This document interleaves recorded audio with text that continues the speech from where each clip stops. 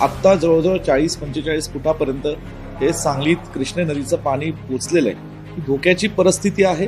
सातत्याने मी आणि आमचे सांगलीचे खासदार आदरणीय विशालदादा पाटील आम्ही सगळे तिथल्या जिल्ह्याच्या प्रशासन, कलेक्टर, तहसीलदार, प्रांत, पाटबंधारे विभागाचे अधिकारी, आरोग्य प्रशासन सगळ्यांच्या आम्ही संपर्कात आहोत। त्यांना सगळ्यांना पूर्वतयारी करण्याची आम्ही विनंती केली, सूचना दिलेल्या आहेत। आणि त्याचबरोबर हे कर्नाटक सरकारच्या बाबतीत अलमट्टीचा निसर्ग आहे तो ही महाराष्ट्राच्या सरकारच्या पाटबंधारे विभागाच्या शी संपर्क साधून त्यांनी एकत्रितपणे या ठिकाणी त्याचं नियोजन करावं आणि ते थोडंसं झालेलं दिसतंय आम्हाला।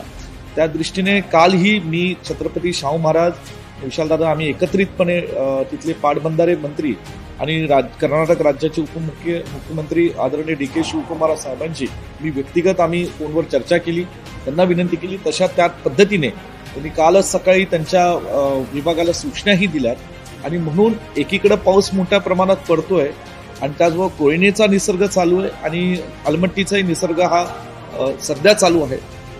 कोयनेची आणि कृष्णा नदीची धोक्याची पातळी पाहता राज्य सरकारने या सगळं पूर्वीच्या पुराचे दुर्दैव आणि सगळे पाहिलेले अनुभव पाहता राज्य सरकारने सतर्क या ठिकाणी यंत्रणा ठेवावी अशी आमची अपेक्षा आहे।